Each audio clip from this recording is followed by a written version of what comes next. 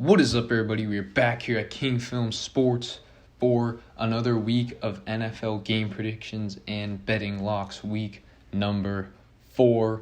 And we had a pretty good week 3, to be honest. A pretty close under that didn't go through on Thursday night, but we barely hit it on Monday night. Then kind of got screwed on that Sunday night game with the Niners. But other than that, we did very well. And as you can see, we're up 2.9 units on the third week. But we did have 2 losing weeks to start out, so we're barely down to start off. Game picks hitting at around 55%.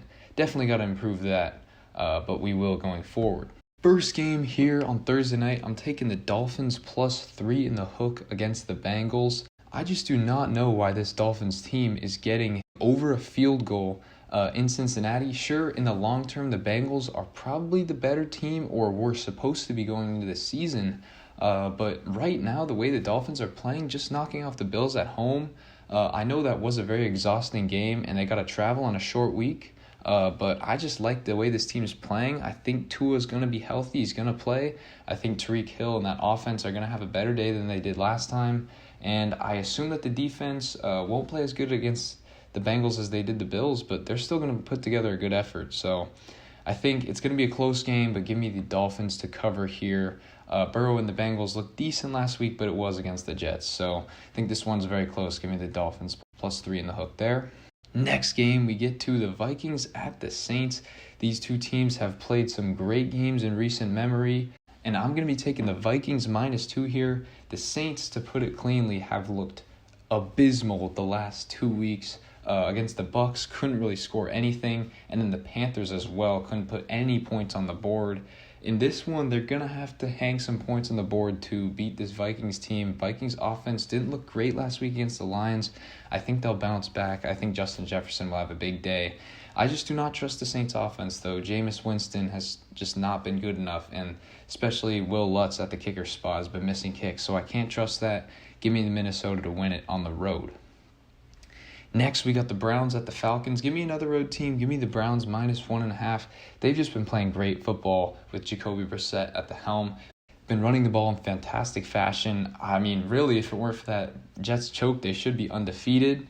And I did pick the Falcons last team. I think they're a frisky opponent, and they will fight hard. But this time, even at home, against this good Cleveland Browns team, I think they'll be competitive, but I think they'll lose because the Browns just have more talent, and as long as Jacoby Brissett doesn't turn the ball over or nothing drastic happens like in week 2 against the Jets, I think the Browns will clean them up here on the road.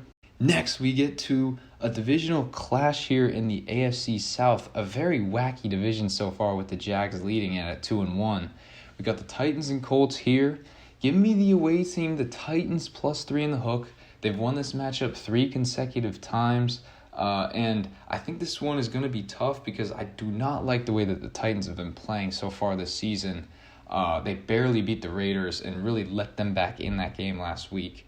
But just to put it simply, I don't trust the Colts either. They really didn't deserve to win against the Chiefs if it weren't for some special teams mishaps for Kansas City. Barely won that game. These two teams I do not expect a lot from early in this season, but just with the point spread this high, I do not think these teams will score many points, so I think it's just going to be a field goal type game either way. So give me the Titans +3 in the hook. Next, we got the Bears and the Giants. Who would have thought these two teams would be 2-1 entering week 4? Certainly not me entering the season. And in this one, you've got to take the under 40. These are just 2 straight under teams for this season. I mean, the Bears won last week against the Texans at home, but Justin Fields looked horrible. It was really some key takeaways that they had that won them that game. And the Giants, I mean, Daniel Jones has just not been very good this season so far, even though the Giants are 2-1. I think both of these teams are going to rely on their ground game. It's going to take some time off the clock, and I just think you're going to get in the fourth quarter. This game is going to be somewhere like 17-13 or somewhere like that heading into the final drive. So give me the under 40 points. I think that's pretty safe there. Next game, we get to the Steelers and the Jets, and give me another under 42. These are 2 more under teams. I mean, both of their offenses are absolutely anemic. The Jets had a great week 2 against the Browns where they put up 31, but that was all near the end of the game. with the onside kick and prevent defense, stuff like that. I don't think that's how they really play. Going up against this great Steelers defense, I don't think they're going to put up more than 14 points. And the Steelers offense has been nothing to write home about either. They haven't put up more than 14 points the last 2 weeks, only put up 23 the first week. So I don't see the Steelers getting into the 20s here either. The Jets have had a decent defense so far. So I see this one going under 42. Pretty low total in that and the Giants-Bears game, but these teams just have such bad offenses that you can count on them reliably to hit the under there. Next, we get to a divisional matchup here. We got AFC West, Broncos at Raiders. The Broncos have played pretty bad this season, don't get me wrong, but they're 2-1. Raiders have played pretty bad as well, but 0-3. They definitely deserve to win somewhere, and they're definitely the Cardinals game at least. Give me the Raiders here minus 1.5 at home, just basically to win the game. I think that they're just a better team than the Broncos here, and they're going to be very desperate. Josh McDaniels already seems to be on the hot seat, and I think Derek Carr needs to play a lot better. And I think their defense hasn't played too well so far, but they should halt this anemic Broncos offense there. So I think it's a must-get-right spot for Las Vegas, and I think they do get it at home here.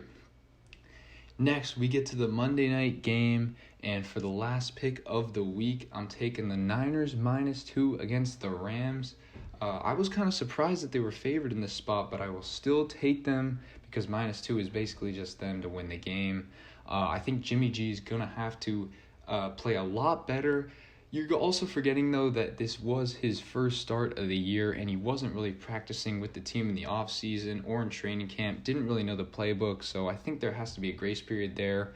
Don't get me wrong, he did play horrible on Sunday Night Football, but the Niners always play well against the Rams. Remember, they won 6 straight before that brutal loss in the NFC Championship game, and even that was very close. But this one, I think the Niners' atmosphere at home at Levi Stadium in this night game will be a lot better.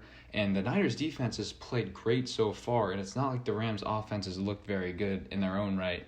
So I think that in a bounce-back game, the Niners get right and win this one at home on Monday Night Football.